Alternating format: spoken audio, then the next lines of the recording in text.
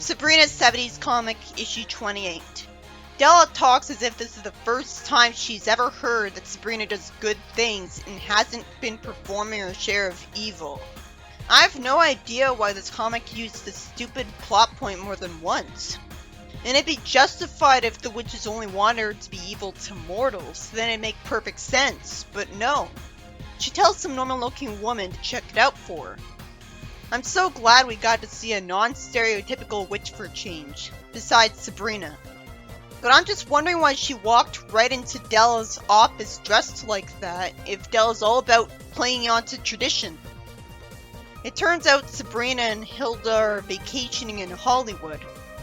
So Sabrina wants to take a movie studio tour, while Hilda's relaxing in bed. That makes sense. Sabrina is on a tourist vehicle, and somehow, her magic eye tells her that a comedian's about to miss throwing a pie at someone and hit the guy in the tuxedo. How does she know who he's actually supposed to hit? For all she knows, he's supposed to miss. Is her magic eye psychic? That can't be it, because if she was psychic, she'd be aware of the consequences of her every action. So she never used a spell that would backfire on her, and we wouldn't have a series. She deflects the pie and thinks she helped when, just as I predicted, she actually didn't. If she was psychic, she would have known that. She sees some woman swimming around and gets worried about a crocodile going after the swimmer. Again, they're filming a movie. Maybe that was part of the movie. But I can understand her not wanting to risk it and being responsible for a death. So she fells a tree to knock out the crocodile, which realistically is actually a stuntman wearing a costume and not a trained crocodile. And this puts them weeks behind in their shooting schedule. Can't they just immediately hire another ace stuntman? How'd that take weeks? Then Sabrina makes sure she has a pass to get into the studio commissary. She's excited at seeing a bunch of celebrities I've never heard of. And she assumes the stars would enjoy having their fans keep them company. She sure is naive. Was that what they were going for with her? Because there's a very thin line between naive and complete airhead. It makes sense for a child to think this. But anyone else would know that celebrities would want a break from people pestering them, and they have passes to restrict access for a reason. She brainwashes the security guard into thinking all of the fans have passes, and they overturn the tables and grab the celebrities. That seems pretty exaggerated. Wouldn't people get worried about being prosecuted? And somehow Sabrina's happy and tells them to go get them. I can't blame her at all for thinking Sabrina did all this on purpose. Sure, she's talking about helping people, but she just looks like she's being sarcastic. The story ends with Sabrina getting a telegram from some witches, which tells her that she's been voted Rookie Witch of the Year because of her nasty deeds. I can't help but smile at that. I mean, at least they're being nice to her.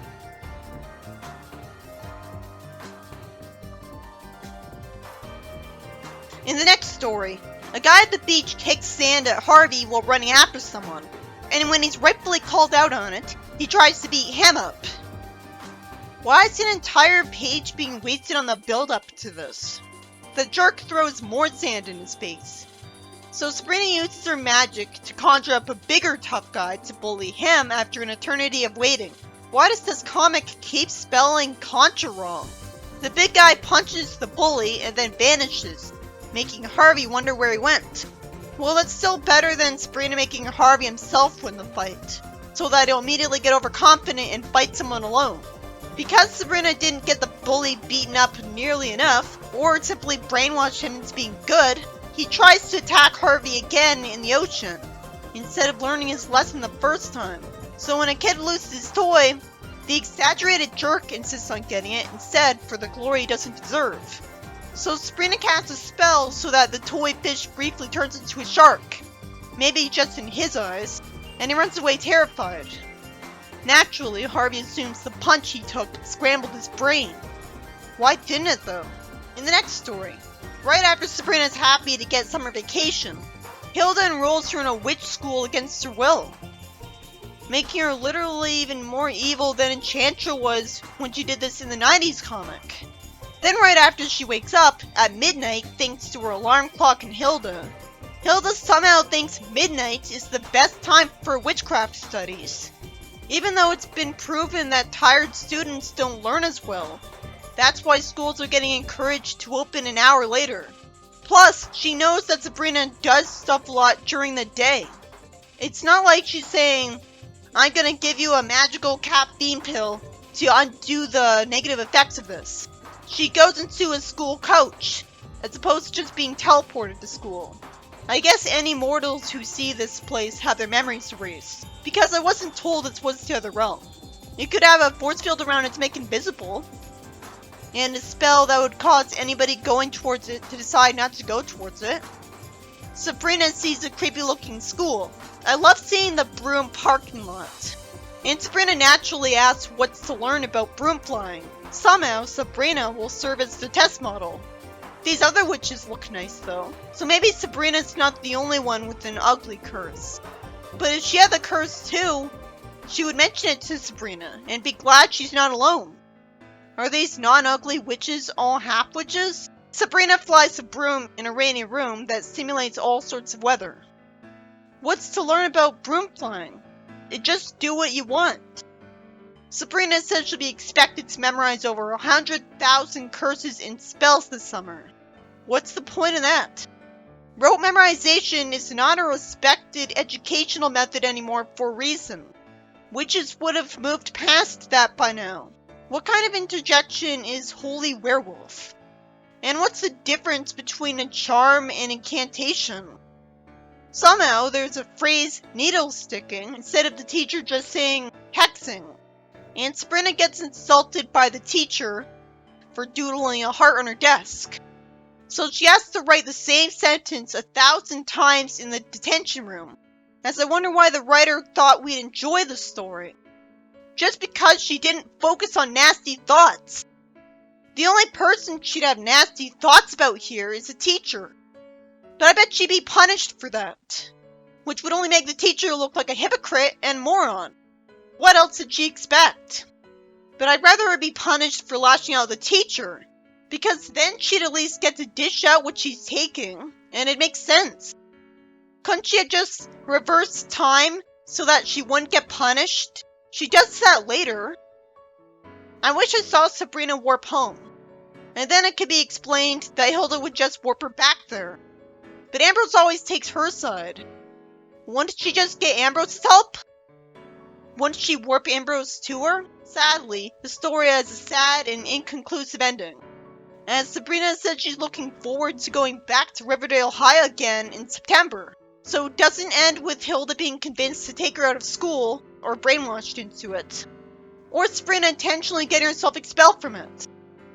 If this was an episode of the show, there'd be a proper ending. In the next story, Sabrina goes to a beach with Harvey. But then another woman says Harvey's just in time to see her new bikini. So Sabrina casts a spell to give Charlene a beautiful pink dress. Only the part below her dress is embarrassing, as it looks like her legs or pants are too fat to fit in her pink stockings. Harvey laughs and says she was just making a joke. Then yet another woman asks Harvey to rub suntan oil on her back, somehow saying that Sabrina wouldn't mind. What's with all these women trying to steal Sabrina's boyfriend right in front of her and expecting no consequences? Isn't that unusual? It's especially weird that it happens more than once in the same story. I can only assume they think Harvey's handsome enough to be worth it. Sabrina casts a spell, which you'd think they would have heard, and Sabrina thinks that the spirits changed the contents of the bottle. So spirits do it?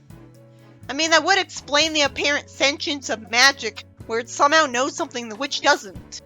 But why would the spirits start helping the witches out? What's in it for them? If they're magical, and they expect witches to use magic to help them, if they're magical they could just zap up anything they want. At least in Sonic the comic, it was explained that genies inhabit the bodies of kids because it's the only way they can escape the mountain.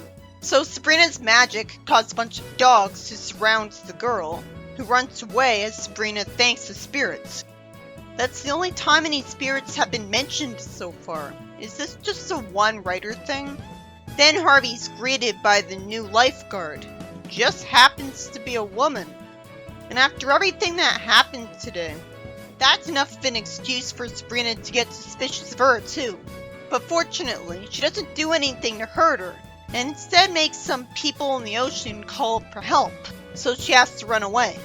After Sabrina feels sorry for some woman on the beach who tells her for no reason that her mother prepared the food instead of her, that leads to nothing as the story ends.